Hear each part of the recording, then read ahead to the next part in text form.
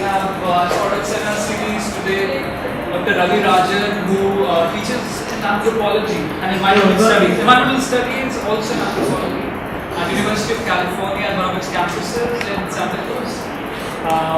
The historian by training and considering view. You can, in the email that was sent to you, actually in their profile, the LinkedIn profile, there you can see the articles and books if you're interested from the talk. I won't take any more time. No, take time. I need some time to Oh, you just a second? Yeah, I'm trying to Okay, then. Yeah. So Ravi is also speaking on Saturday as part of a panel at the Global Studies Conference that we have been advertising, that some of you have encouraged all of you to participate, to be there on Saturday afternoon, 2 p.m. And that panel is on expertise, science and policy, right? And in this moment, contemporary moment, which is about uncertainties. So he's speaking there as part of the panel, but I'll just hand over to Ravi for the talk. Thank you very much, Rajan. It's wonderful to be here. This is actually the campus in which, incredibly enough, my father-in-law studied many years ago. So it's, and I've come here for debates and so on, when it used to be Delhi College of Engineering. So it's nice to be back. I hope you don't get rid of it. It stays. It's such a historic place. I mean, if anything, I take over the Stevens Cricket Ground. Expand the campus that way to be more useful. Alright, well, I'm actually working on a couple of things nowadays that are unrelated to this. This is a book that's almost complete. Cambridge University Press is going to publish it. My quite frankly, the only reason I chose it for today's presentation is because it's always useful to get some feedback at the end before it actually goes into publication. Also because this is Ambedkar University, and I think there has to be some resonance with some of the things that the great man stood for and did. It's so nice to actually have a university named for him, and a university is such an appropriate way to commemorate that man, because he was primarily an extraordinary scholar on top of everything else he did. So it's really, in many respects, a tremendous honor for me to be actually here. As Ravi said, a lot of my current work is on risk and disasters. That's pretty much what I've been doing for a long time.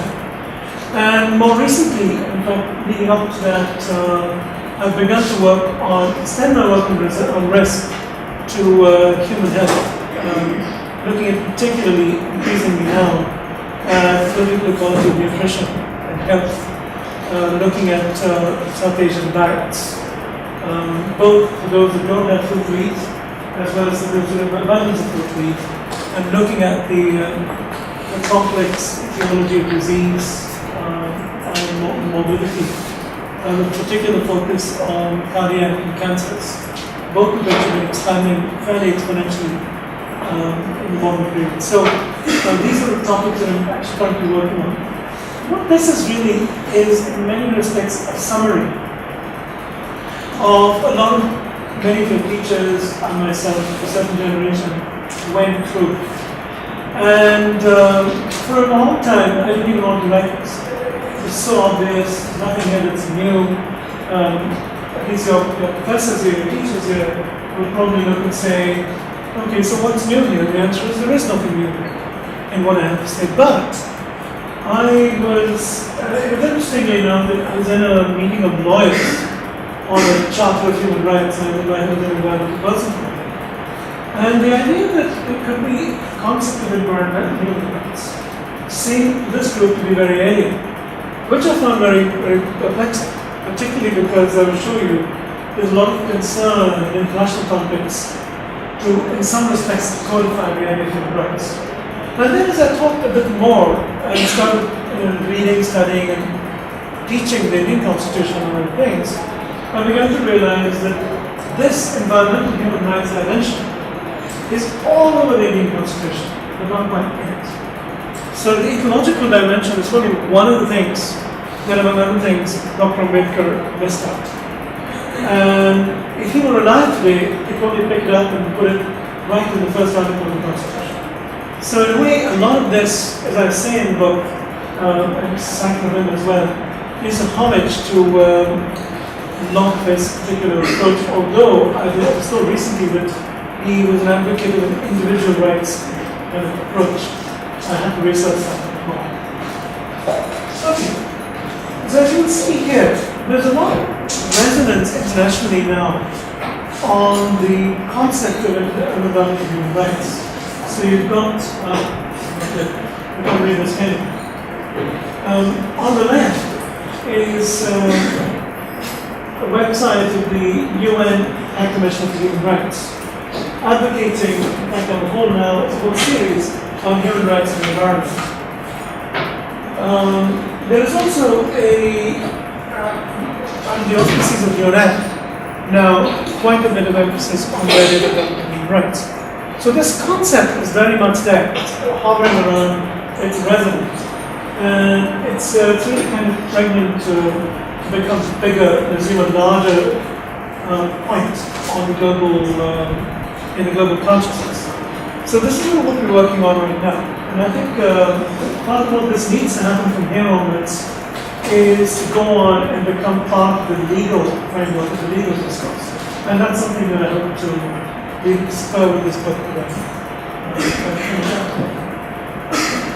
Now, what's interesting is, what on earth is environmental human rights? Because traditionally, when you talk about the environment, it's really about what the environment does to us as a species.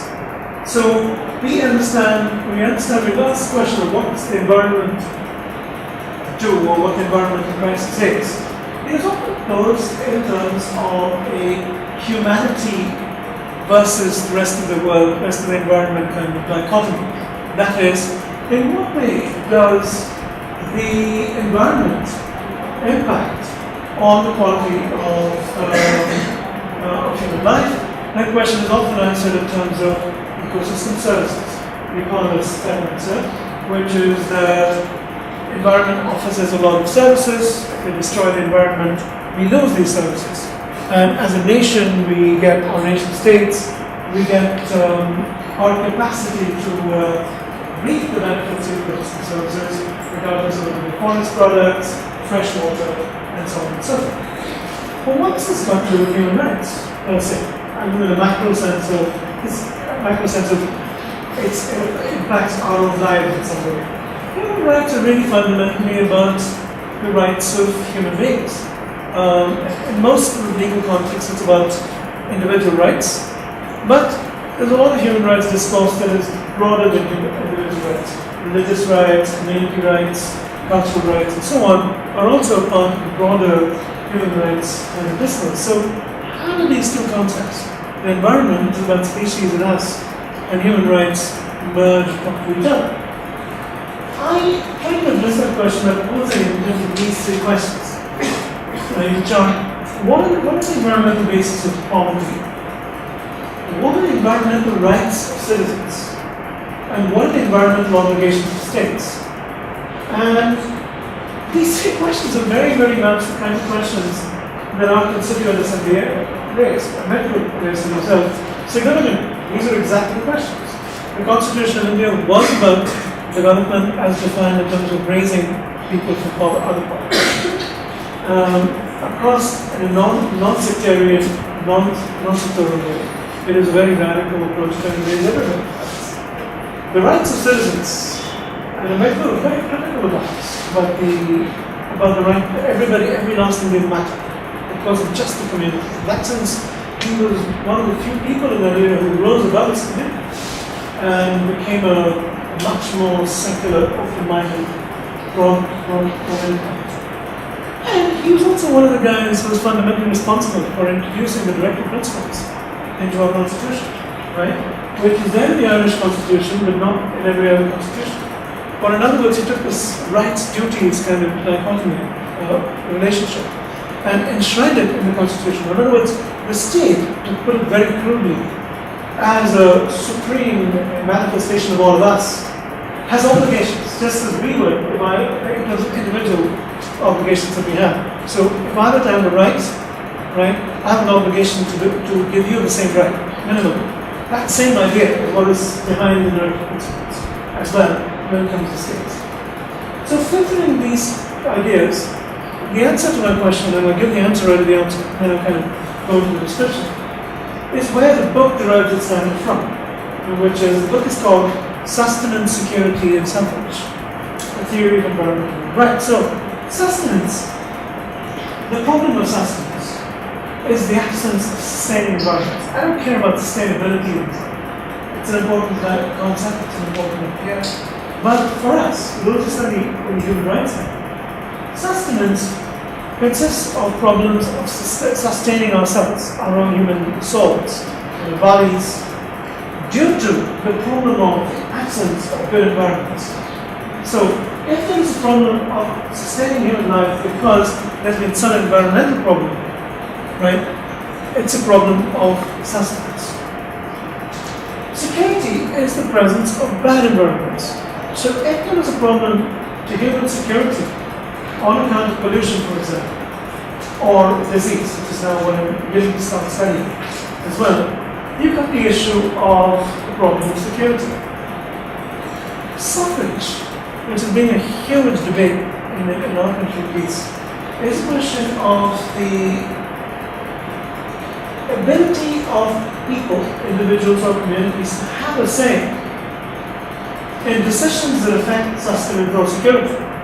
For example, the decision to build a dam that displaces a lot of people is a very big decision because it affects them. The question really is, do people have a right, have a say, have a role in making their voices heard in a democratic process, right? So that is suffrage. Suffrage, we argue, I argue in this book, is not just about the ballot. To that extent, the Indian experience in the last 50, 60 years has shown that, and not just in terms of the experience of people, but also in terms of liberal political thought. Because I think what this book manifests is the profoundity of Indian thinking in political theories. And that's how I'm presenting. I think that I'm not presenting it as my own thing, because it is not. It's a product of 60 years of really critically interesting work that has taken place. And what this really is an argument which basically says that the ballot box, which is the 18th century revolution, you go beyond the monarchy and give people the right to vote, and then universal suffragecy, which was a big deal, particularly when it came to women, who didn't take suffragecy in many countries until the 20th century, and even there only gradually so. And then in terms of other communities, blacks in America, is yet another frontier of the movement towards suffragecy. But what we've discovered in India is that even the ballot box is not enough. There have got to be other informal ways of providing suffrage. So that's really the framework of the argument in this book. Now, I can do this slide even without the slide being there. Now, what's interesting is that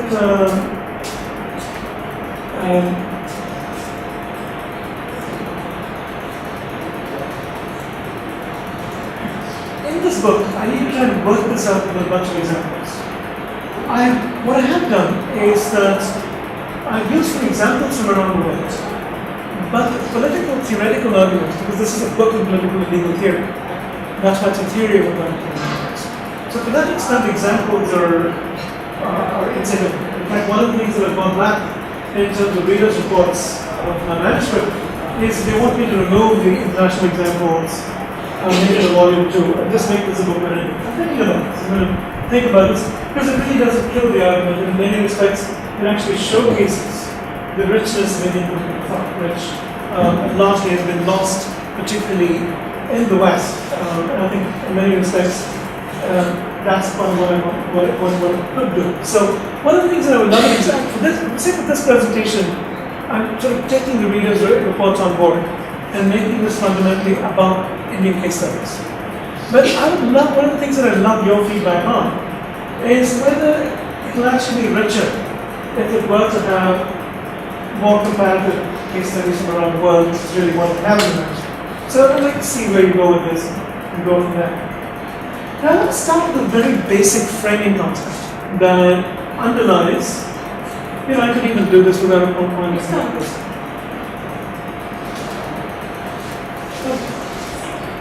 And that is the concept of vulnerability. Okay? It's a very, very important concept for me and for this project. Now, as an anthropologist very critical to looking at human rehabilitation, resettlement. Anthony Oliver's and I was very privileged to work with him. He put together a bunch of people, anthropologists in environmental development, who had worked with disasters, and I had done my share of work with disasters in the past. So I actually did the Bhopal case studies. And we spent about 2 years studying comparatively some of the world's worst disasters, natural and human-made, to see if there were patterns that are actually repeating themselves. The answer was yes. The disaster virtually had a teleology of its own. We were shocked, the hypothesis of all of this was that we ought to be connected in some way. But it was brilliantly summarized by Tony in the framing concept idea of these two books. One of them is called The Angry Earth, Anthropological Perspective on Disasters, and the other one is called Catastrophe and Culture. And these two books kind of bring together what we need to learn in terms of public policy from all of these disasters all over the world, whether it's in the first world, so to speak, country like Mexico or India. Here's a quotation. Since it's not on the slide, I'm going to read it down for you. And here's an exact quotation. The conjunction of a human population and a potentially destructive agent does not inevitably produce a disaster. The disaster becomes unavoidable only in the context of historically produced vulnerability. So what he's basically saying is, and what we found, was we found a number of instances where there were large catastrophic events, a big earthquake, a tsunami, etc. But the damage, it never cascaded into a disaster. A number of people died, but the system recovered enough that in the end, the collateral damage was actually contained. Right? We also found a number of examples where trigger events were actually much smaller in damage. Right? So, for example, take earthquake as examples. You take something like Kobe or any of the California disasters. You compare it with Latur or Iraq, right? Where what you find is the magnitude of the earthquake in Kobe or indeed California, 7.8, 6 something, way higher than what happened in Iran. But the amount of damage in Iran and the amount of damage in Latur, or indeed even up in Garwal, that one, was much higher than we had in Kobe or elsewhere. Why is that the case? We started actually looking into this a bit more. In fact, my own dad started doing this in a more systematic way. I'll give you one example of a statement that I made. What he did was he actually went to study agrarian situations in Nicaragua. And right in the middle of his thesis, Dr. Worth, there was a massive hurricane bench. And because of hurricane bench, the entire crop yields, the agro-ecosystem were gone. So his entire framework was finished. Nothing he could do it. This was right in the middle of work after setting up his field science, and he was a natural scientist. I was on his committee, I was on the main one. The question is, what did he do? Now his entire scientific work is wiped out overnight with rain. Well, we decided to start studying how the community responded and how the disaster actually unfolded. And part of the reason he decided to do that was that he realized that it was actually a naturally set up control system that nature and society had produced right in that area. In that, there was a group of community of people called Campesina. It's a movement of agrarian people. And there were others who had not been organized in any way before. So the question, the thesis then became, which of these two groups, the ones that had networks and relationships prior, and the ones who did not, that depended on aid and other kinds of straight-based systems, which of these two systems actually rebounded and in what way? In what ways did they reconstruct their agroeconomic systems? What is interesting with two results, I mean, there are many results, two, that are worth really highlighting here. One of them was, without any shadow of doubt, you ran any statistical regression over 64 parameters, it became very clear that the campesino guys recovered much quicker than the other guys. Now this can be explained by networks, that's fairly straightforward. But the other dimension is equally interesting, which is what happens to their same ecosystems, which is what's going to support their livelihoods. Then again, these guys, the people of the United Corps, relied on their knowledge systems that they already had, and their ability to trade and share seeds and labor and everything else. And their confidence culturally to be able to bring back an ecosystem that they already knew and nurtured on their own. The other guys depended on whichever entity gave them international aid. So it could be USAID, it could be somebody else, it could be any number of NGOs who came in with turnkey technologies and methods and so on, and none of it worked. So this is a case again of a situation in which historic patterns of vulnerability, which in the case of the non-organized people, consist of a kind of a divorce from their own productive agroecological systems, and be over time taken away from proximate production and understanding of their ecologies on the one hand. And of course, they didn't have the networks either. So it became another two kind of double-minded things. Keep this example in mind, and we're going to go through a whole bunch of frameworks of vulnerability. And this is where I do wish the time is not going to come to this.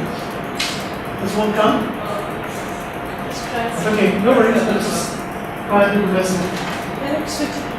So I'm going to have to read some statistics out, don't worry about it. Just, I do see a green light there. Yeah, I'm not. It's not going to read that down. Who's connected?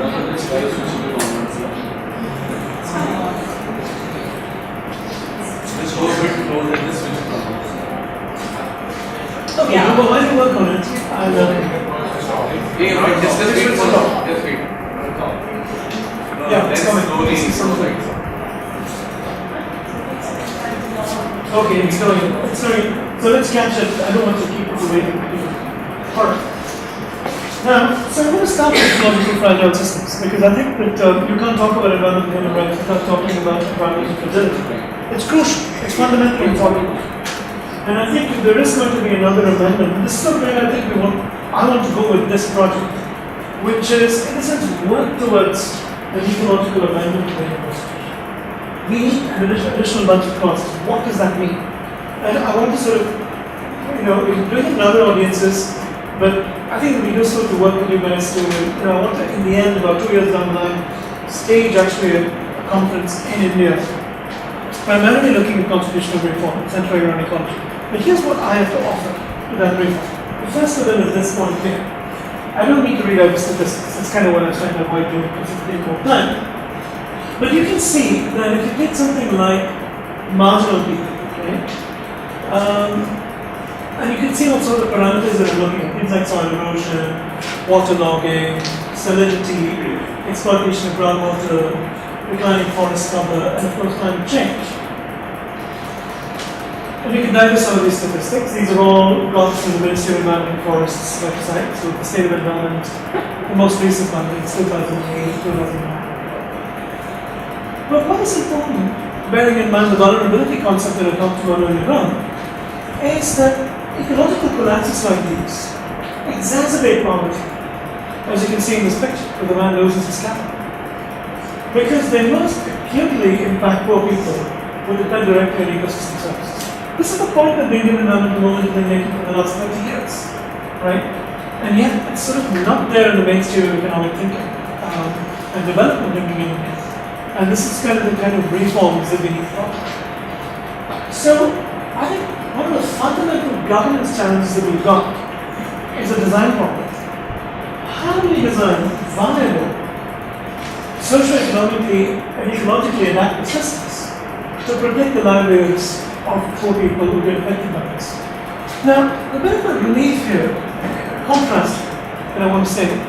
My brother-in-law works for a large, big Swiss company that's into security.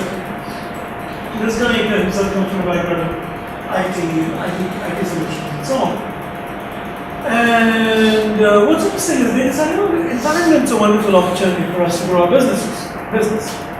And it basically turned out that they came up with an idea that, at least in Asia, governments are going to be very concerned about large environmental changes, which are going to result in large-scale displacements of people, and thereby human conflict, whether it's migration-related conflict, religious conflict, etc. So suppose you're going to have to parse this in a way, because one can argue that the religious conflict in Burma today is partly because some of these Muslim communities have been displaced because of ecological conflicts. So what then do you do? This doesn't justify their repression by the state. Doesn't really no, but it is a fact that it is very plausible that the movement, displacement has occurred because of ecological causes to begin with. Right? So you begin to instantly notice that in this particular case, both the religious problem or a communal harmony problem, as well as a nation-state migration problem, because some of these guys are migrating over to the Indian Northeast, some of them are going, so there's a lot of issues there are tensions that take place in these populations, which themselves are under pressure because of ecological issues and so on. So the question really is, how do you build them? How do you build these infrastructures that can anticipate these environmental changes and get people livelihoods? This to me is the biggest government challenge in Asia. These guys have managed to convince the governments of Thailand, for which they got a multi-billion-dollar contract post the recent thing. And now they're talking in talks with the Uttarakhand government here. Indian state governments are now willing to spend billions of dollars. That's how rich we are as a country in developing these big mega infrastructures, which are database driven, right? Which can allow them to quickly act and predict in terms of immediate catastrophic outcomes. I haven't really done a quantified job of this, but I think that if we can rise up with our brains in this room with the design challenge of doing the reverse thing, which is trying to prevent people from migrating entirely by building alternative livelihoods in anticipation of change, right? And that's what I mean by inverse infrastructure, the Dutch word. And they talk about infrastructure not just being something that comes from above, but it's something that comes from below. And the argument that governance and infrastructure building need to come from bottom up. And that's called inverse infrastructure. So a lot of what we're talking about here is a different kind of mapping, which doesn't merely say socio-economic on the one hand, one parameter, ecological on the other parameter, which is how we will be doing environmental planning now. And in fact, every other country in Asia. That's the wrong way to do it.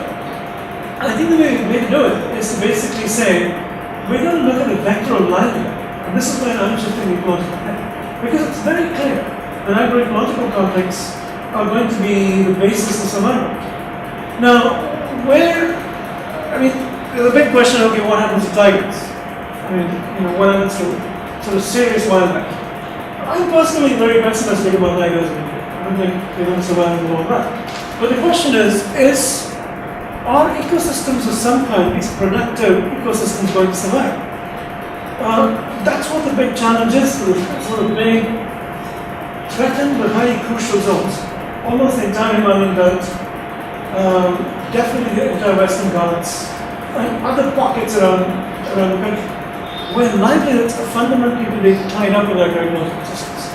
We know by looking at Central America that you can, in fact, even build rich wildlife diversity and keep livelihoods together. It can be done.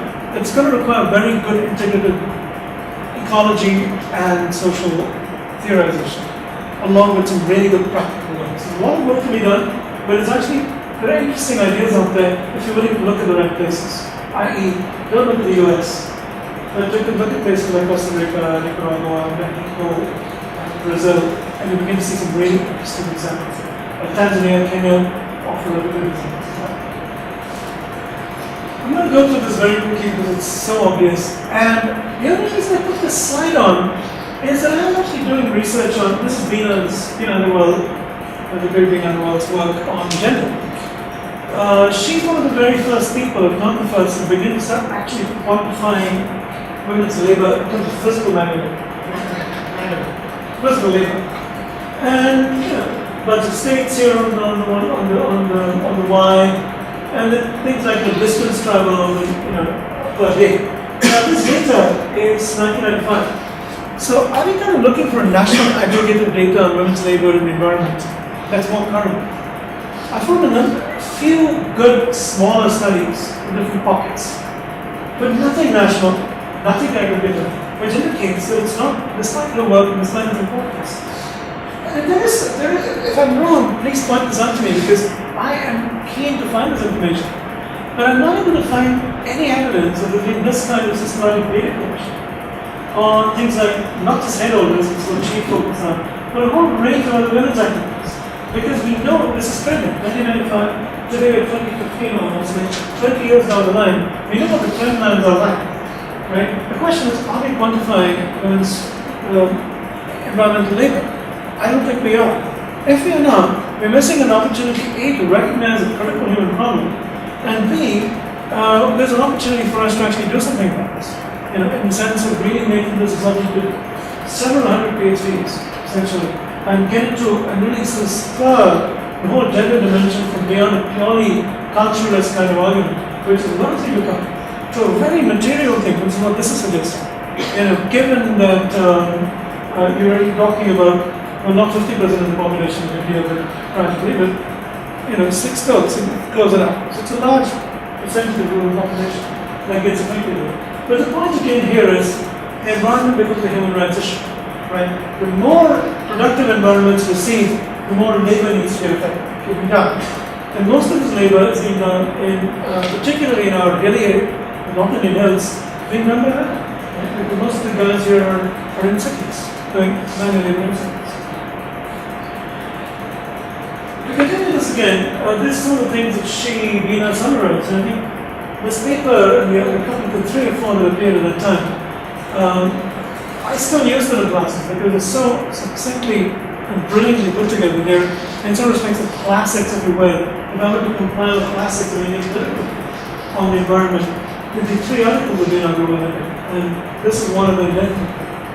But the point that she's making then, and it's true even now, is that this increase in time and energy that not just women but girls are spending in collecting fuel, fodder, and water means lesser income from things that could be more remunerative. For example, she could be sitting making something that could go to an export market, for example, in which she could be getting much more remuneration for the labor that she's working.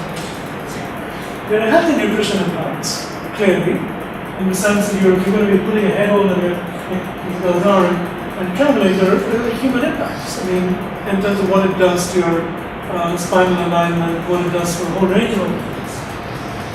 The erosion of social support systems, I think that we don't study very much, but I think one of the most crucial questions in modern India.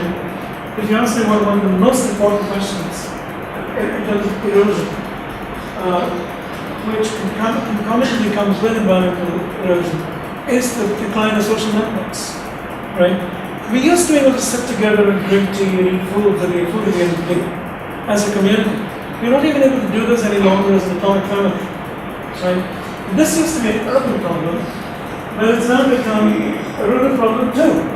And what's fascinating is that in my current work that I begin to, as I told you preliminarily, start looking at heart disease, I began to realize that this is one of the major problems of heart disease in India. It's not just the travel times, the poor nutrition and so on. It's just that India is a heartbroken nation.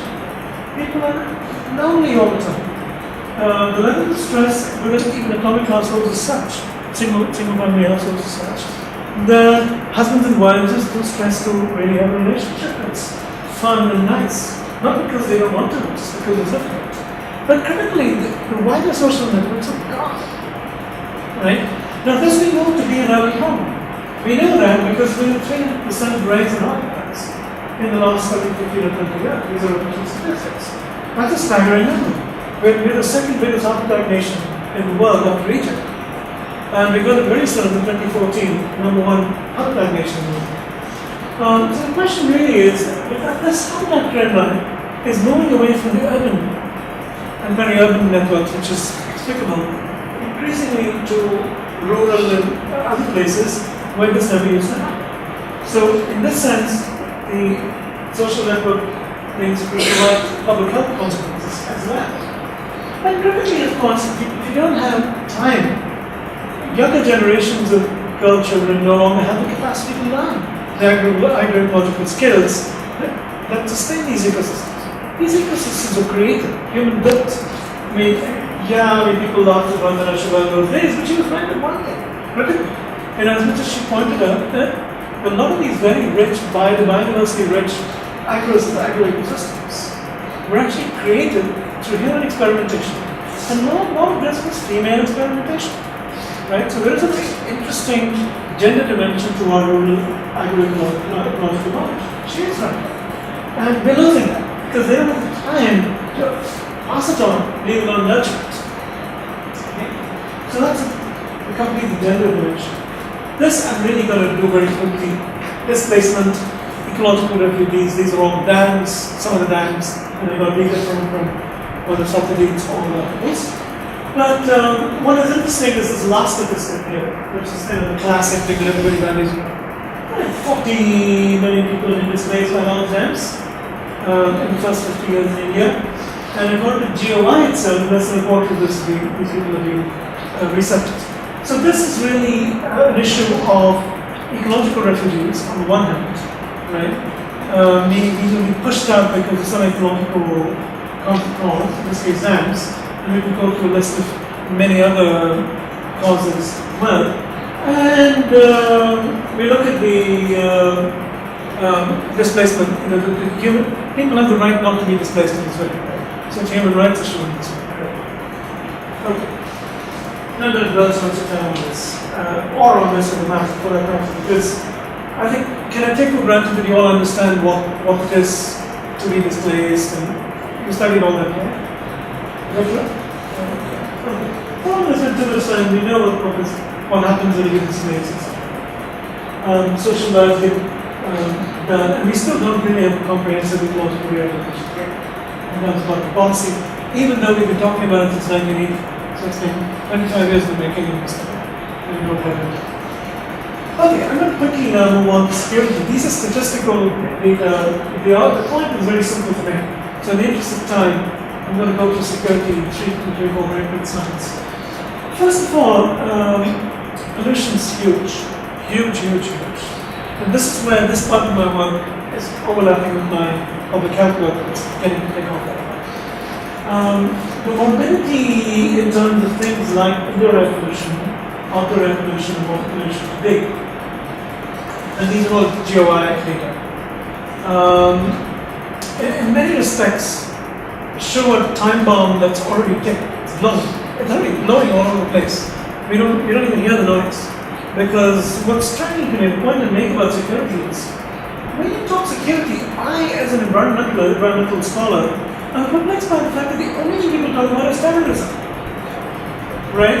So the captures guy Bakr blows a few small little bombs. And I'm not saying that he should, I'm not condoning the bombs he makes or people to die from it. I mean, that's not what I'm saying. I do not want to be in the path of the bomb. And I have the sort of highest respect for people who lost their lives in this. That's not, don't get me wrong, that's not what I'm saying. But what I'm saying is, we're lighting bombs every day. It's all over Delhi, right? You can see it in the hospitals in Delhi. You can see the number of cancer varieties of it. And this goes, look at AD, the Asian Development Bank, and look at cancers in Asia. And then you look something at cancer rates in India. But it's not just cancer rates that you look at. People look, okay, that's obvious. I mean, it's huge, massive. We don't even get cancers. Historically, cancer rates, Indians die of heart attacks. Chinese die of cancers. But now we're dying of cancer. We're going to beat China in terms of cancer rates as well. And it's largely got to do with, pollution. It starts indoor. Kirk Smith, about 25 years ago, started doing work on women, again, gender thing here, cook Whitmore, and found they're full of carcinogens, and it's a very good epidemiological work over time. A lot of pollution papers, both on the health as well as everything else, but we've never really managed to fundamentally contain this with effective public policy. despite so much government level awareness of this problem. So again, it's a case of an awareness of the problem, technical expertise easily available in India, readily available in India, easy to fix. Probably with the right institutional structures can be fixed very easily. But it's an institutional design problem. Right? What I'm beginning to see as a pattern, both in environment as well as in public health, is that we've done very well in post-independence India in terms of technical excellence. We've done very poorly in terms of institutional design. Much of the political ecology literature which I came from was more political economic in nature. And we never really paid attention to infrastructures on the one hand, institutions on the other. So in terms of academic focus, in terms of where a lot of you young people need to go and take this, and where my own lab is doing and so on, is fundamentally to focus on A, infrastructures, designing infrastructures, B, designing institutions. How do we build these institutions? Why is it? Because everything is not just that. It's not just neoliberal party will die of Toyo, Charles is up. That's not make us that. We have tried this before. Because when VP Singh came to power, the very people, it's like the older generation, the very same people who are part of the Aam Aadmi Party were asked to create frameworks. Many people joined the planning commission, right? All of us had access. I mean, the kid had access to really high levels of policy forming in India. Which we get. It's not our fault, I'll tell you. The reason is we've never fundamentally understood क्यों नहीं हो रहा ये सफाई क्यों नहीं हो रहा ये काम क्यों नहीं हो रहा ये institutional level में समझा नहीं है. I don't understand this, right? And until we understand it and work out the right kinds of regimes for it, regulate, whether it's punitive, like in Singapore, कल किसी को 36 lashes मिला किसी something relevant, whether it's a danda solution or whether it's something else like a taxation situation, it's kind of one I'm advocating for junk food, for example, where I think for a pair of chips I'm advocating like a 500 tax, which will kill a number of, and at some point maybe I'll come back and I'd love to share some of my archetype stories which are unbelievable what I've been finding out the rules going on. But the bottom line is the best business, what exactly we do, needs to be fundamentally understood. Bhopal, this goes to the other question, about excellence, design issues. Bhopal's a very good case of this. People talk about this largely as a big American multinational corporation which has double standards anymore. Bullshit, not true. You need to talk about the same double standards everywhere in the country. It is the most punished company in the US. It is the most vilified corporation within US history. It has the highest amount of fines from the EPA in the US. It has no double standards. It is just a very diabolically bad company, wherever it went. Whether it was Europe, US, India, it is just a bad company. It is a case of bad corporate culture, not necessarily of US corporations and Indians. That's what the story was. I mean, I'll point out later on, there is a problem with accountability, but it's not just national origins. A lot of Indian firms do it worse than I did in India. But the interesting is what happens after the disaster. But the state government had no idea what was going on. They couldn't evacuate these people on time. They couldn't even put on a public service announcement that says, "Kapde ko gila karke muh pe laga," which would have saved thousands of lives. They couldn't even put that out in another meeting. Nothing. Couldn't do it. Why? Because they had no training in terms of contingency planning. We're not quite good as a nation in contingency planning, by the way, in terms of disaster response. We do quite well with floods. We do quite well at cyclones. Right? We've got schemes that work well, our bureaucrats are trained well, the efficient machinery is reasonably well geared, so that comparative to where we were 30, 40 years ago, we do a pretty good job of evacuating people out of it. So in other words, we have the capacity in the Indian state to deal with the threats that we currently face, which has to do with large amounts of industrialization, both in the zones, like in Rajan and so on, but also in the peri-urban parts of Delhi and stuff. Plenty of places that to produce. For example, I myself was involved in a court case not many years ago, which produced a landmark judgment of the Delhi Orient case, which resulted in a court case involving Sri Lankan fertilizers. My friend Ashish Kothari and I went through Indian language dailies at that time.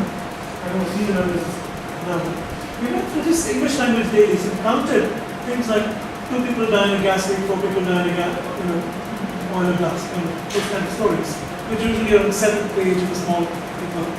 We just counted English language sources, and if my memory serves me right, we counted something like 5,000 deaths from December 1984 to December 1984 in 1 year.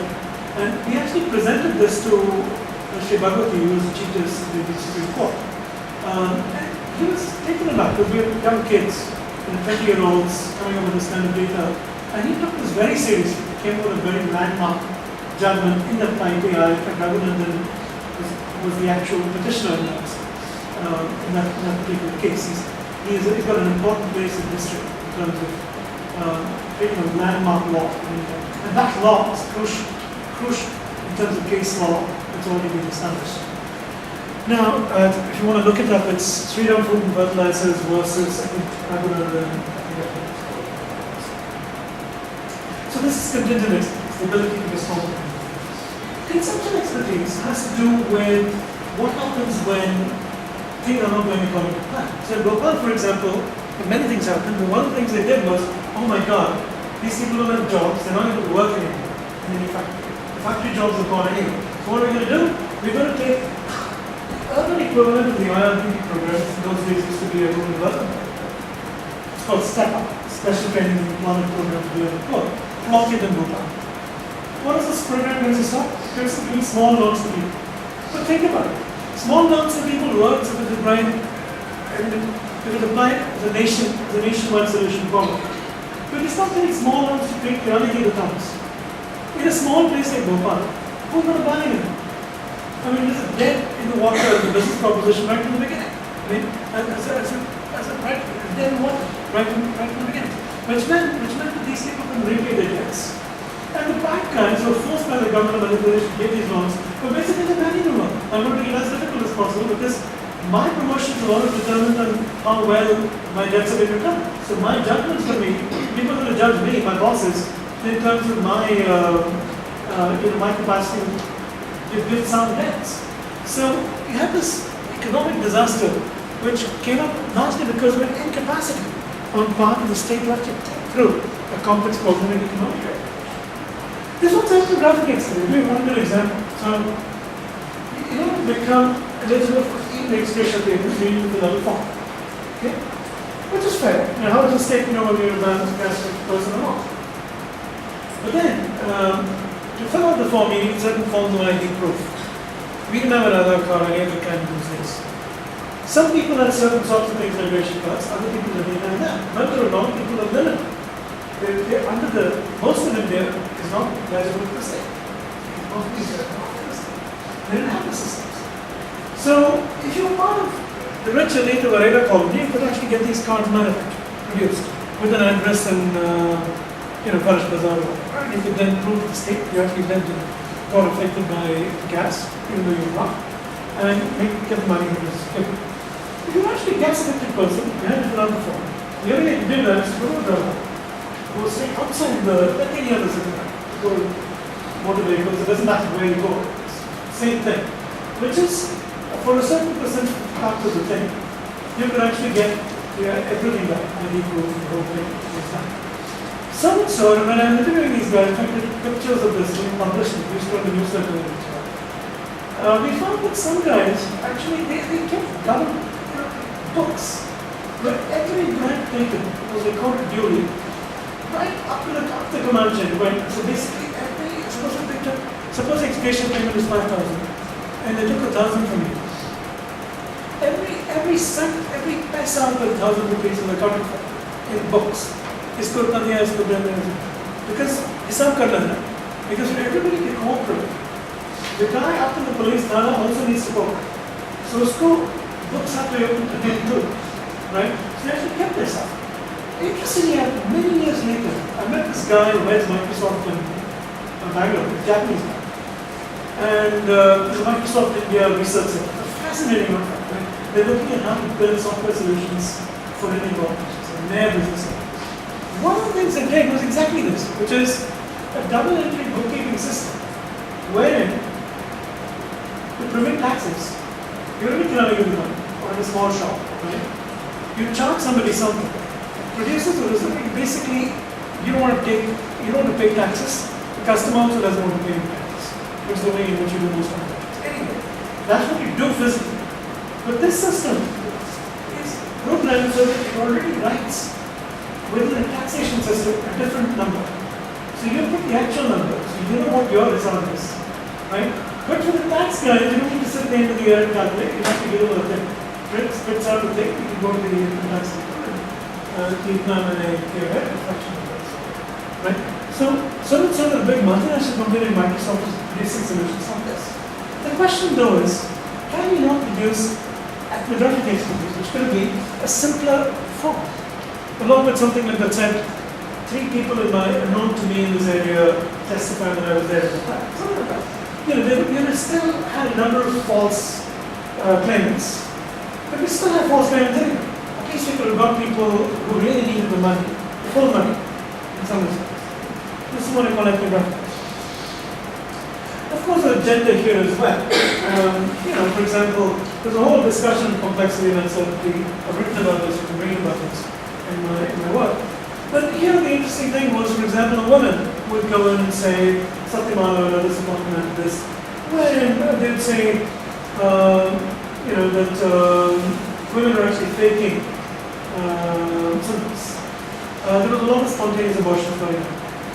And they said, they're faking, they're illiterate women. It's got nothing to do with the gas thing anyway.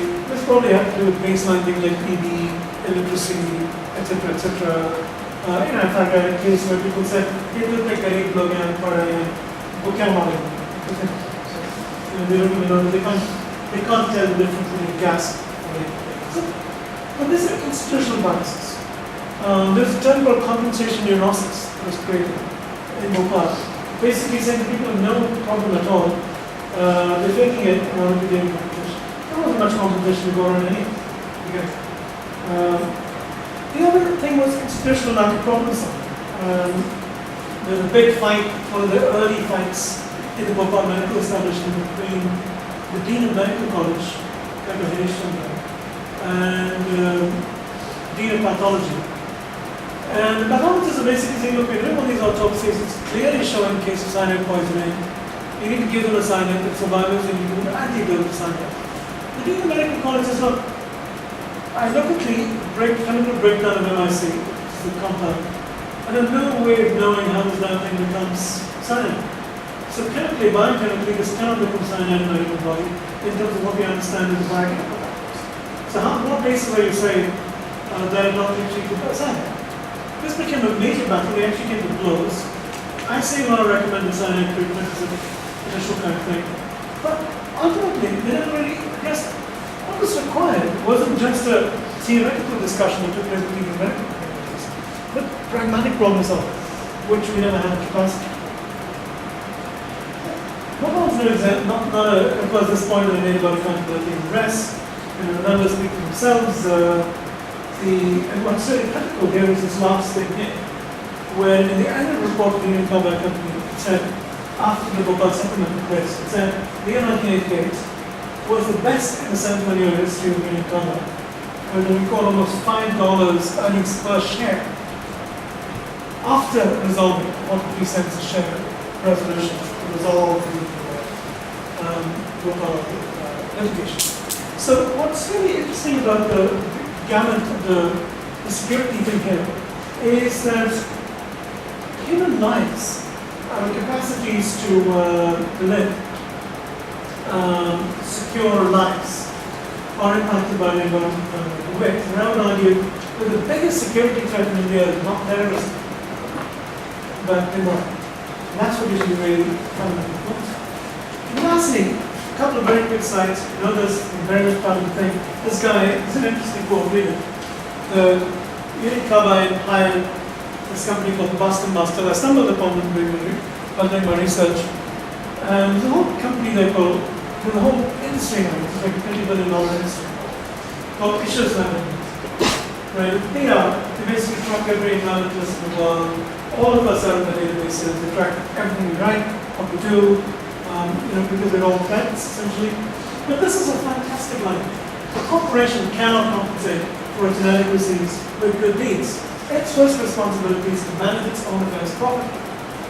We should no more expect a corporation to adopt a leadership role in changing the direction of society than we should expect an automobile to fly. The corporation is simply not deserving of it. Extraordinary comment. Extraordinary comment. Because what it says is that there is a dichotomy between a publicly owned corporation on the one and public citizens on the other. Right? We can't expect one to be comfortable with this. Right? An extraordinary comment. As a statement about what a PR guy thinks a company should be. So this comes down to the question of suffrage. And this is easy, so I'm going to very quickly talk about this in maybe 3 quick slides. The first aspect of suffrage is going beyond the ballot box is access to information. That's why the Indian spectrum has been so strong. If we actually follow this, if I were to write this as an India-only story, you'll find that the cast of characters on the environment are almost the same. They working on these issues because they've seen the problem go from environmental issues to these kinds of issues. Which is why I think that there is an Indian school, if you will, in political theory, which speaks to questions of supremacy in environmental. Right? And I think that's why this is a very homegrown concept. That's, even if I take foreign examples, that keep coming back to this kind of idea. So these are the people who talked about the Information Act, we know it quite well. Then of course, much of the social movement domain in India has been about these issues. Can you guess what that is? What picture is? That's right, EVMs. So that's extraordinary that it can go like this. I mean, this is the beauty of this country. You take an electronic voting machine, which America hasn't been able to perfectly today, and get to every corner of India on top of an elephant. It's very interesting. But the bottom line is, one aspect is representation and participation. So one of the first reforms that I asked for is finding ways of giving participation. Yes, we have the Panchayat bill. Yes, to some extent we have limited participation. It's done a lot. But I think we need to break it up even more and talk about particular participation of these two vectors, public health and environment. These two areas need direct participation. Why? Because direct participation means also because it becomes part of the debate. It becomes an issue, right? Right now, public health is not an issue in India. People don't know. You see what they handle that somebody dies and say, okay, we get over it. But it's not just we get over it. Everybody's dying in this country. It's everybody's literally. We're dying like flies with cardiac arrests and increasing cancers. But we don't talk about it. I don't read about it anywhere in the news. It's simply not there. If it's there, it's kind of buried in policy papers. The ministry knows it all too well. They're very, very worried about it. Both in terms of labor shortage as well as other reasons. But as a nation, we don't talk about it. We can't depend on the ministry to do this. It's going to be an example of reverse infrastructures. So both the environment and public health, we can have representation and participation building ground up. It's going to be done differently. It's not going to be done in terms of another say-what concept, some para-sarkari official. It's not going to work. It's going to work in terms of local governments. And that's the only way it's going to work. Because they've tried their other approach in the past. Whether it's in terms of Gram Shiksha, or whether it's in terms of Anganwadi people or public health workers, whenever you push people from the state down, all it results in is poor quality work, with some exceptions. There is a wonderful exception to mobility. But it atrophies. People retire, it gets dreadful, a long commute involved. Just people are human beings, it doesn't work in the long run. The only way it's going to work is to strengthen the community itself.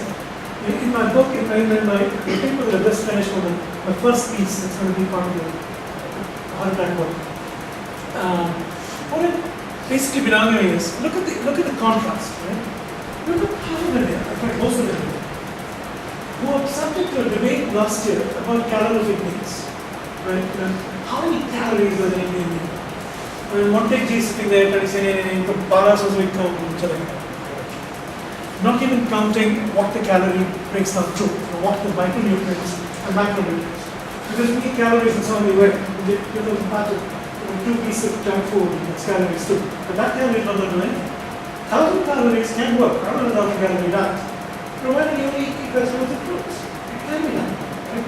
But it requires a clever discussion on what exactly this entails. Now, contrast this with the rest of us, middle class Indians. we need 2 hours of walking to burn off the food we eat. Otherwise, we're definitely going to get heart attack and die. Guaranteed. Because we have the highest elevations of LPA, lipoprotein A level concentrations, 1 out of 3 Indians are that. Which means that every other symptom, whether it's high LDLs, low HDLs, other parameters, the blood work parameters, lipid and parameters, synergistic quadruplets are risk of heart attacks. Spectacular. That's why we die, right? Because we're genetically screwed to begin with. And on top of that, our nutrition's trash because we're eating basically unrefined products, mostly white rice. South Indians are dying like crazy because for 120 years now we've been eating white rice, right? Whereas in the past it was jawar and ragi and so on. So Sultans never used to do it, but Sultans are not dying about that because they're also eating junk food. I mean, from 1910, since we started measuring this, Sultans never died of heart. But no, Sultans are dying of heart. And it sells a lot of our baby. So it's interesting that we have to spend 2 hours a day burning calories. The rest of us don't have enough calories to burn. Now, what about taking our calories we're burning and putting it to productive use by burning it in doing public service and so on? You know, how about having some kind of public service concept in India in which all of us, regardless of whether you're professors or bank officers, find, 5 and 7 every morning, doing some public door-to-door canvassing in our own neighborhoods. Luckily, it's integrated in the sense that we have poor people, non-poor people living nearby. Are there such ways of actually expending and burning our calories so that the total energy output of the country is not lost in some way? And that's not a wild idea. But the bottom line is that some kind of institutional alignment needs to take place that goes beyond government forms of governance. You can't simply have government do all the bad things and corporations do all the bad things and social movements shout. I think instead of putting all the energy on social movements, we should actually do movements like this, which kind of fundamentally realign our notion of taking back these kinds of things. Consultation, of course, is key. We've had a number of examples, experiments in India already, including Jensenberg, etc. Okay. So, of course, the last point, my colleague Shiva Shanathan was one who coined this term, I think. The term cognitive justice was this idea, if I'm not mistaken. But the very idea that we have not, well, I think India's done a very good job with at least theorizing plurality. We've done it more better than anybody else in the world, in terms of theory. Other countries don't even understand it. Understand the idea that there are different cultures, and a different culture with different aspirations. At least in India, we get that concept. We get that concept at some level. Most countries in the world don't even get that concept. But we've been pretty bad operationally in doing it for a number of reasons. On the one hand, of course, and I speak in South Indian here, the hegemony of Hindi and the pushing of the national kind of consciousness thing, which is one problem. The other problem, which kind of increasingly eliminates the possibility of ethnicities to retain their own things. You can see it in South India, you see it in the Northeast, etc. But I think the bigger problem is the fact that we got all these people who get displaced, and fundamentally, the decision makers in Delhi no understanding of what is being lost at all, because they're only seen as labor, an unskilled labor at that. But they are skilled in their own ways. It's only when they migrate to urban areas that their skills aren't relevant anymore. And they're actually doubly and multiply suffering because they suddenly lost their skills, they've lost self-respect, they've lost community. They're in a harsh environment right now, and they don't even have the capacity to raise an equal livelihood. So this problem of interventionability is something that we missed out in the Constitution. We never understood in the Constitution fundamentally. We talked about diversity, but we never really fundamentally made it a right to be diverse. That's not there. Because many of the parts of the Constitution go in the opposite direction. Whether it's language, whether it's other things, actually mitigate in the opposite direction. So we need to think about this very carefully. I'll leave you with this. But this is my kind of framework in the book, which I think are the amendments that I would, if I were to say, okay, what do we do with the Indian Constitution? I would say I define 3 new rights. I'll call them sustenance rights, security rights, and suffrage rights. So sustenance rights are rights to ecologically viable systems. Let's get our scientists involved in defining what those rights are, and whoever works on the ecosystem services. Gender rights, I've talked a lot about this already, but we don't understand this rate. It's a shifting goalpost. There are a lot that's changing every day. We don't even understand what's going on with women in India. We don't get it. Simply because we're not studying it. It's nuts, it's crazy. 2014 kind of. We don't even do it. It's amazing. We don't teach courses on gender. It's got to be done at every level. Livelihoods, culturally appropriate rehabilitation systems. We've been talking a lot about rehabilitation, but we haven't really figured out exactly how this works. Security rights. Every Indian has a safe right to a safe living environment. It's there in the Constitution somewhere. It's 2010, a number of places, the Supreme Court, but it's not there fundamentally. It's not there. Correct. Rights to expertise in functional institutions. Right? Not the simple directive principle. Rights. Right? Right to equality, right to redress. And of course, information. This part we've done reasonably well, that we've done. And then there's the bigger question of what do we do with your rights, which is the fundamental problem of modern India, which is we've done a reasonably good job of defining rights. And in fact, what I'm actually asking for is adding some more rights. Right? But I'm not apologetic about it because we've not laid down the framework. We're still evolving as a nation. And we have to expand these rights fundamentally. But that's not the end of the matter. The problem with our social movements and all of us, we're all guilty, is that we end it with simply celebrating the right. As scholars, that's where we begin. Right? We've got the fundamental questions that are asked with those two questions. Institutional capacity in governance and the question of infrastructure. How do we do this? These are the two big questions. If we address them properly in institutions like this, we're making progress in terms of how this percolates up to higher levels of governance. So that's very much my view.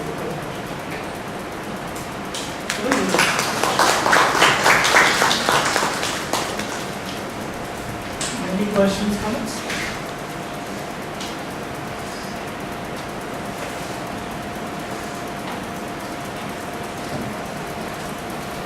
Nobody else is asked. So, we haven't had a disaster like Bhopal for a long time. Do you think we have improved our systems of monitoring and managing pollution and preventing disasters technologically and institutionally, or is it still pretty much a stochastic sort of thing? It could happen anytime. I think we are better in some ways, in the sense that we have in many ways actually. We have a national system. Yes, I don't know about the staffing of it. There was a recent report from the Tata Institute of Social Sciences back in Bombay. I just got the report, which looks at the staffing of state level disaster management and pollution control. Sorry, it's only about pollution control board. And in many states, there's functional illiteracy at the level of the people at the top of these institutions. I don't even know the expertise exists in India as of now, of the kind that I advocate. I mean, not just the geological expertise or the purely technical expertise, but this kind of integrated kind of expertise that Tony and others talk about, and I'll talk about. This kind of expertise doesn't really exist fundamentally. So the progress is there in as much as at least something is there. There's money there, there are infrastructures there, to some degree, these forecasting infrastructures exist. I think where we have done very, very well is with macro level forecasting networks, the ability to collect data streams via satellite, being able to disseminate them very well so they can push it right to the district level. They're commendable work. I mean, we've covered pretty much the whole country. We're able to pretty much foresee large catastrophic natural disasters reasonably well. And which natural disasters we kind of know how to deal with. So to some extent, I think we've sort of turned the corner in terms of natural disasters. Though we haven't, as we saw in Rajan recently. Because if you have the settlement patterns being what they are, being able to forecast is not going to help you very much. Because it's going to take away, a single flood can take away, cause the kind of collateral damage that we saw. Those are larger political economic issues about development, which have to be linked up with disaster theory, disaster management, which is obviously not being done because obviously my hypothesis is these guys aren't quite capable of looking at disaster management in that broader integrated perspective. So there's a lot of work to do. I think at an institutional level also there needs to be a lot of comparisons between states. I would hypothesize that some states are better than others. So at it's very difficult to answer your question with certainty and aggregate level But this is something that we need to really study. At TERI, I have a group that Arvinda and I, Arvinda Mishra and I are putting together. And in fact, you guys are more than welcome. In fact, I'm offering a course at TERI starting next month, just on this subject. But what we've been planning to do for a while, and we could expand it, it's not proprietary, this is TERI University. So we're not part of, this is not a TERI project per se necessarily. So it's open to every other institute, but even TERI interacts. I mean, it wants to collaborate with others. But what we're certainly hoping to do is to be able to use our existing data streams. For example, we will predict short-term climatic changes, for instance, in the Northeast, or in a fragile ecosystem like the Western Ghats or the Himalayan regions, and be able to, in very quick term, be able to not just do the short-term pulling people out kind of thing, which we reasonably do well, but what are the meso level statistics? So if you look at existing data streams and what's going to be a climatic event, say owing to glacial melt, for instance, right? Which of the districts are going to be affected? And proactively be able to re-engineer the economy. So for example, can we do things like crop insurance, other forms of re-engineering local regional economies, so that they work in harmony with what is left of the ecosystems they have. Right? In other words, keep ecosystem talent, it's locally present, right? Merge it with macroeconomic policies that could be talked about. So what we want to try and start doing is mapping some of the more fragile things. And at another end, I'm going to get a group in NUS in Singapore, that's kind of why I'm here, spending this year in Singapore, is we're trying to get a similar group going from econ. Because what I have discovered in the last 2 to 3 years, there's an arrogance coming out of India that we're a good, very solid country, we know a lot, etc. But as I started going and studying and working with colleagues in Thailand in particular, I've realized we have a heck of a lot to learn from Thailand. They're actually, in many respects, light years ahead of us, and a lot of it, and a lot of aspects. So I think there are interesting collaborations, the kinds that I would advocate are with places like Chiang Mai University, which are just literally across the border from where we are. So just like you sit in Delhi, I mean, this Delhi perspective, when you sit in Chiang Mai, where I was this last month, working with people in the university, India, which is northeast, it's not far away, it's actually closer than it is. And this is the historic continuum, right? India didn't exist until recently. Chiang Mai is the eastern end of the Himalayan belt. It's the same ecosystem. So I think part of what we've got to do, and what I've learned as I've grown older in my humanity, is to really start looking Southeast Asia more and more, which is why a lot of my own work and the way I'm pushing my labs and my grad students to do is to do more regional collaboration. For example, particularly with our Northeast colleagues, citizens in Northeast, they're going to benefit more by interacting equally with policymakers and scholars in Thailand. And then subsequently downstream in places like Laos and Cambodia and so on, where there are really good, interesting concepts. And I would urge a lot of you who are going on to do further studies to begin to start networking and working in some of these places. Which is the reason why in our design, we're deliberately trying to bring Mekong and the Himalayan regions together in terms of scholars, and we've been very successful in raising money, which is what we're hoping to do, with the opportunities to do doctoral work. And what I want to do is do it in a very disaggregated way. That is, find 4 or 5 universities across India and Southeast Asia and build doctoral programs in all of these places. And sort of have integrated ways in which we all can come together to train our students together in building. That's a long-winded answer. Yeah. Give me a name as well, please. My name is Budha. So I wanted to ask you, when you're trying to bring environment into the human rights framework and trying to theorize environmental human rights, how do you do 2 things? So for example, there's a lot of other kinds of rights. So this is probably quite new, environmental human rights. But for example, economic rights and cultural rights and political rights, they're conflicting, right? They're not always in consonance. So economic rights might, some people might have come into conflict with cultural rights of another group. So they are conflict. So for example, in the thing on environmental human rights, I could think of things like coal mining for thermal power plants. So the people's right to electricity versus the environmental problems and the environmental impact of coal power plants. Or for example, even the, for example, GM debate is taken as a debate on food security, the right to food security, and that is a argument made that we need for food security, which is a fundamental now right, and versus whether GM crops would harm the environment. So what I'm trying to say is that are we kind of how do you deal with inconsistencies amongst these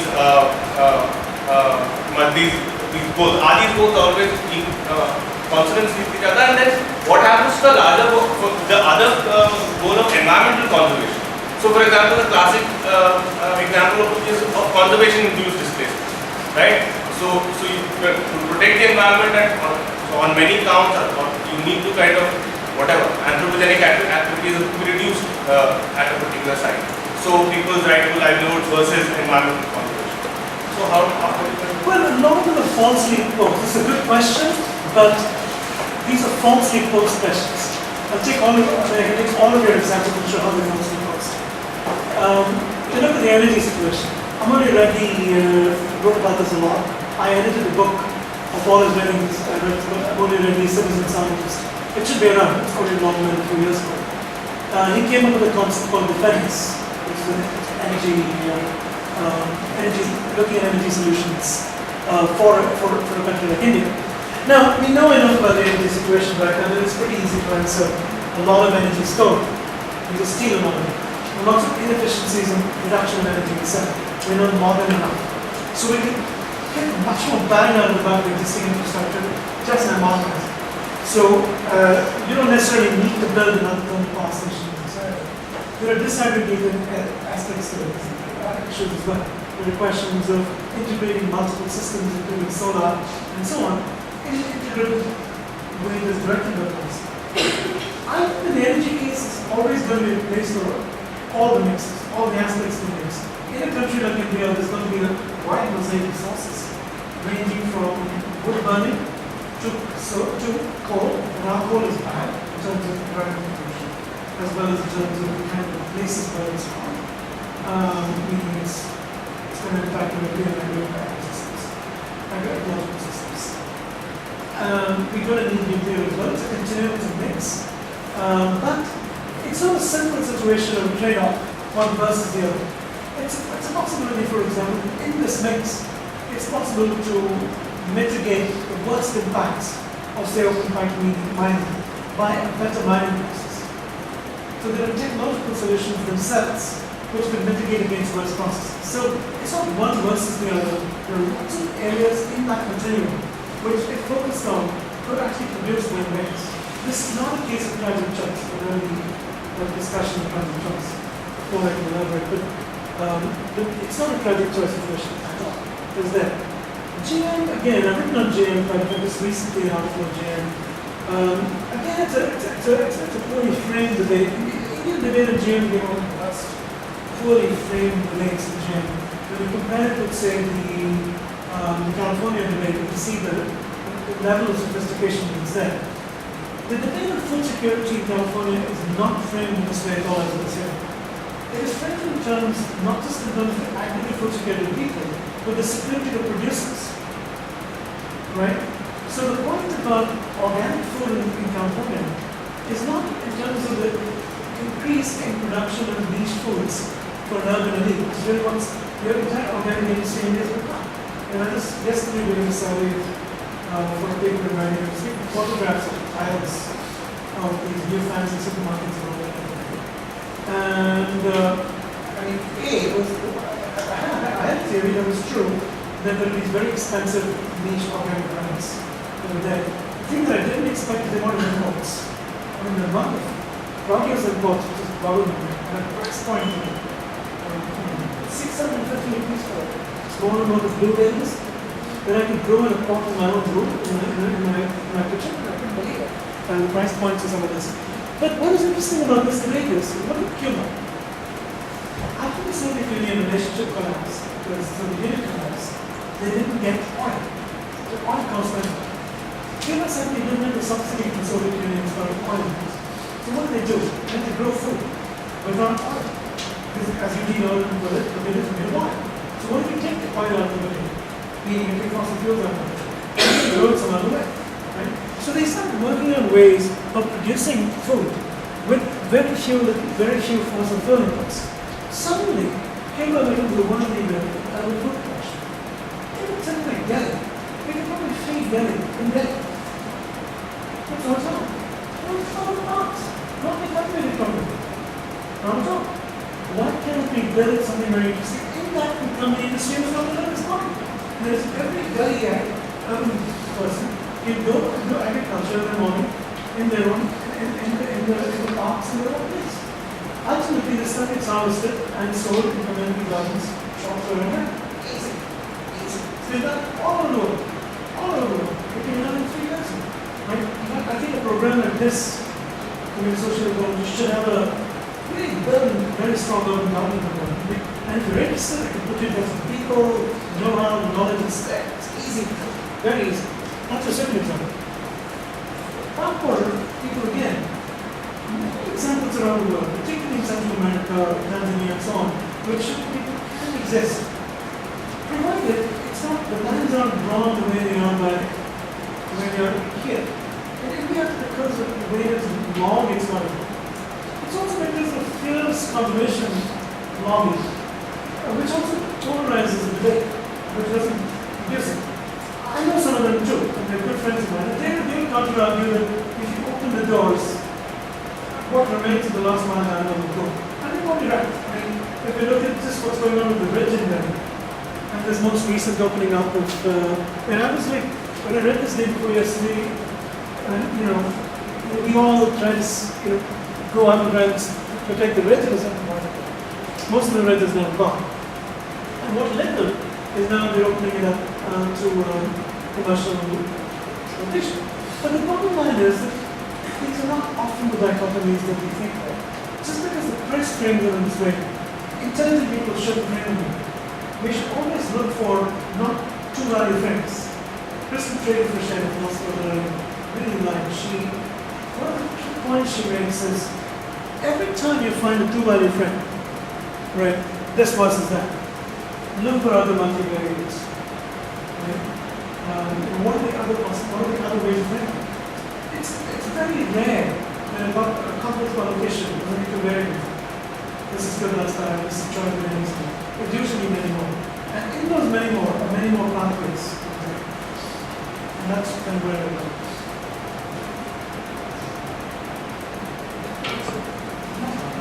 What's your name? I'm Ravi. So in your initial slides, you mentioned something about the ecosystem structure. Yeah. And what I was thinking about was why are you so dependent on institutions or institutional structures to create these university structures in the first place?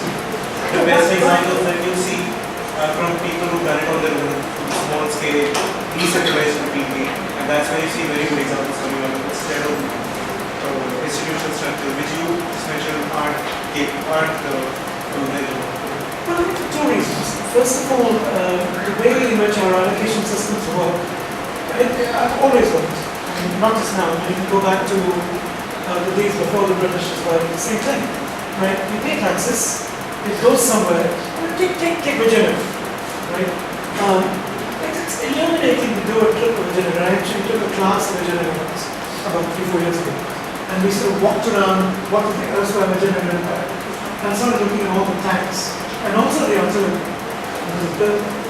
What's interesting is that if you read the history of the decade, it's a story of guns that were superior to the Europeans.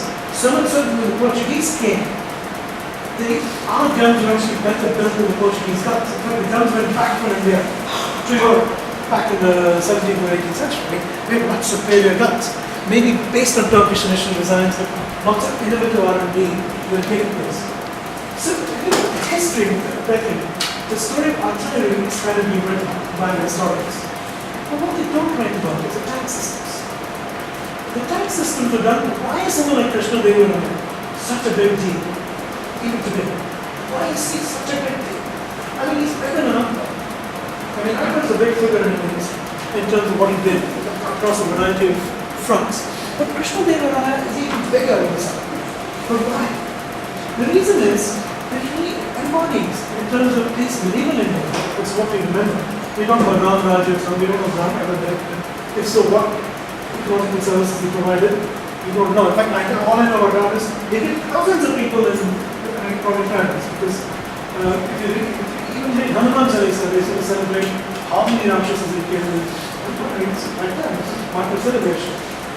We can speculate, what we do know is Krishna Deva return back tax incomes through very, very interesting investments in agrarian development. Right? That's why he's a winner. His is the only regime, governance regime that we actually remember. 700 years ago. Why? Because he builds fantastic systems. But the interesting thing about the system, what he builds is, it's a kind of joint kind of deal. So the state provides the money to build these things. But that can't happen. It also provides resources. Like we need people with masonry expertise, we need people with engineering skills, etc. What's the state stop? Modern Indian state stop? No, you've got an institution, a technical institution. They don't need it. We can't do it. Right? At the same time, we also need the capital. And we also need organizational power and legal power. At the same time, one reason I think one hypothesis of why our institutions fail is they're not doing a good job in actually deciding, asking people what they want. We kind of decide for them. This is the legacy of the PWD, which comes from the British days. When they decide for reasons of maximizing cash flows, then they have to put an infrastructure from the top. Most independents in India never thought about it. What is proposing to present to you before this is a book that I've just got, it's in press and anti-press, on environmental politics and expertise. And this is really what that book is about. So, I'll give you some great detail in this, which is that we've got the need to build these reverse infrastructures. So please come and ask, what do you need? I need water. Okay? So how are we going to do this one? Build this one. How can we participate? I'll open a variety of actors in this area. Right?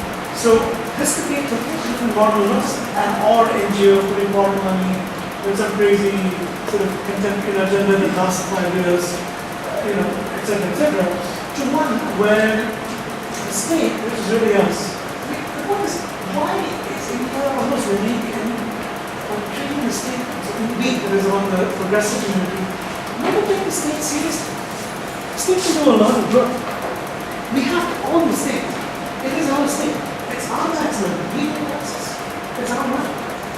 Right? Now, one thing is to say they're stealing money from us.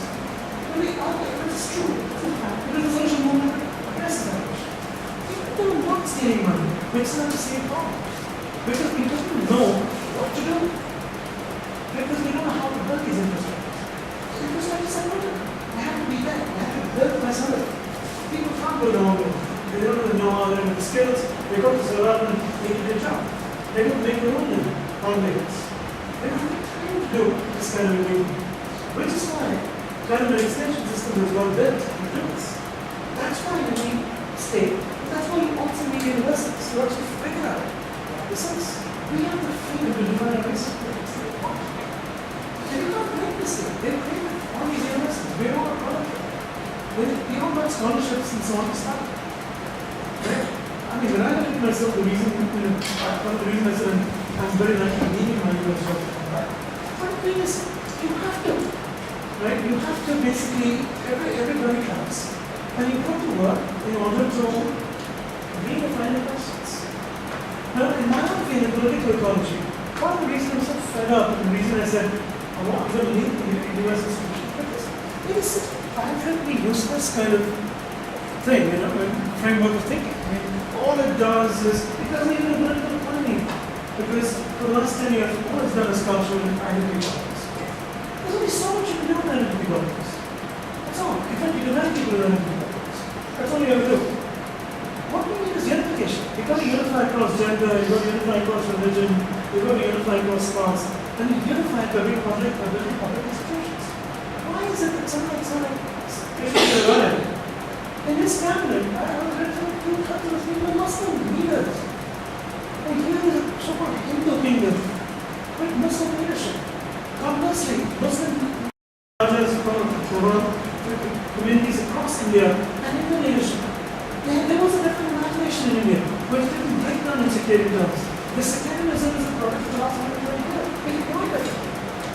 And the way they did it, whether it's the great global success stories or whether it's the great revision they were writing stories, is because they did develop. And they built institutions that will cover them, community law. There's no reason it can't be us. There's no reason a Rockford can't join with the capital class and build a town. But both can use. Yes, there is a problem, it starts. More than religion, it starts. And that can be, that's where progressive politics comes in. We need reform this kind of work. But we need to think out of the box, completely different. Yes, please.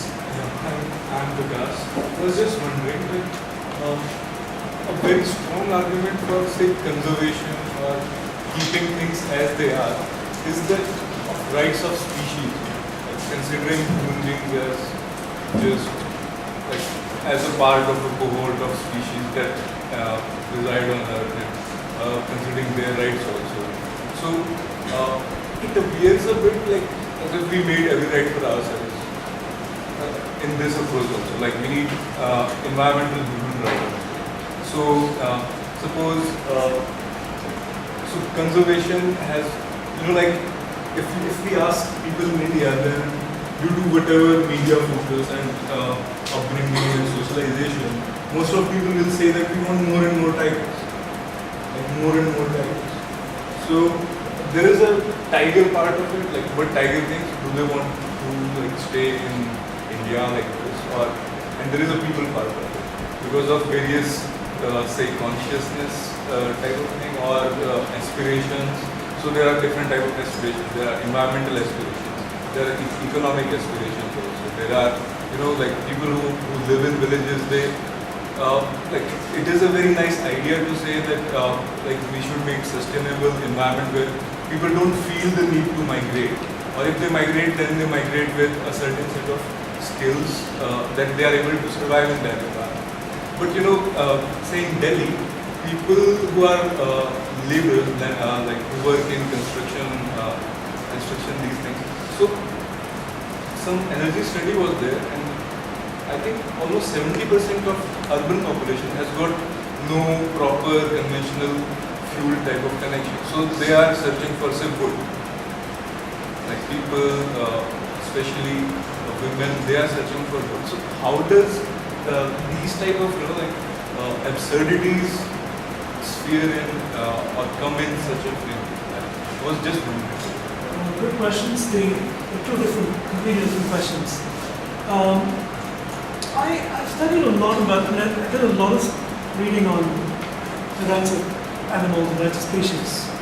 And I came out convinced that they don't have any rights, in terms of philosophical rights. Because the concept of philosophical rights, both concomitant with the concept of duties, which, what are the duties of a tiger? Ecosystem services. What's that? No, like ecosystem services, that whole argument. Yeah, It well, happens in like every active. I know, but the point is that there are many different. This is an entirely different lecture, and I'm happy to come and do it. I teach a full course on the rights of species, so I'm happy to do this thing. The closest one that's useful to this to us in a regulatory kind of public policy type thing is Martha Nussbaum. There's the book that she produced a few years ago called Frontiers of Justice. It's available freely in OUP, Delhi. And the last chapter is the rights of animals. You might want to read that chapter. It's a very interesting framework approach to try and look at animal rights within a contract theory kind of approach. And it's quasi-persuasive. But barring that, barring Martha's the same person who coined came up with the social human development index, which Sam gets credit for. We worked it out together actually. But that comes out closest, I think, to a framework that we can actually use. But other than that, rights as such don't carry over to animals. Now, as far as You mean environmental rights or it's rights of animals to exist? rights of animals to exist, there are two ways classically that they've been given. I mean, they've been derived. There's a huge movement across the world I know based there on is. this. There only can be broken down into two types of arguments. Right? Type one is the argument that says sacred. All life is sanctity. Likewise, even the smallest creature is sanctity. Right? We have no right to take that sanctity away. It's an extension of the argument that I come to as our life is sanctity. Similar. In India, of course, there were lots of movements that religious and others that perhaps took that to even extreme levels. Jainism being a good example. The other is the more secular kind of argument, which is the argument from the sublime. So that argument goes like this. I may never see a national park in India in my life. I mean, there are probably parts that I will never see. I might never meet a tiger in the wild personally. I may not know. But if that national park doesn't exist, or if the tiger doesn't exist, a part of me does. Because it's not reproducible. Not the individual tiger, but the Bengal tiger was suddenly only to be found in Florida, which is looking more and more like the way things are going. We have lost something. Now that's the argument from the sublime. It's Immanuel Kant in 1764 wrote a book called Notes of the Beautiful and the Sublime, in which this argument is articulated. But the sublime argument is kind of very important to this formulation as well. So we lose. So the question then is, do we want to lose this? Are we prepared to lose this? But that's for society to discuss. As a nation state in India, we said no, we don't. That's why we invest in national parks and all that. But then, the political economy, it's not public policy that's caused the problem that we're in now. It's the fact that we're not able to say no to contractors. We're not able to say no to any of these guys. We've got a shitty political system in which, as Sandeep, the guy who drove me today, said, he says, bribery करने के लिए at least class 10 pass होने के लिए चाहिए to get a license. But MP बनने के लिए कुछ नहीं चाहिए.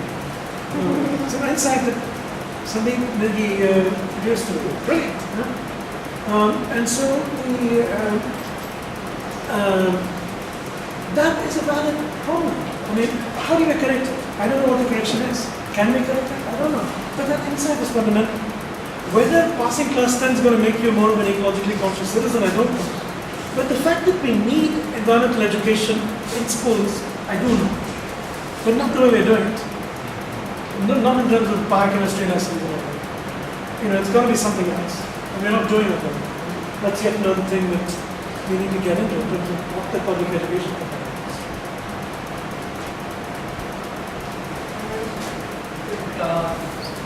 If there's more questions, we can talk while you're sort of going out. But thanks for coming in. Thanks to Ravi for the talk. Thank you.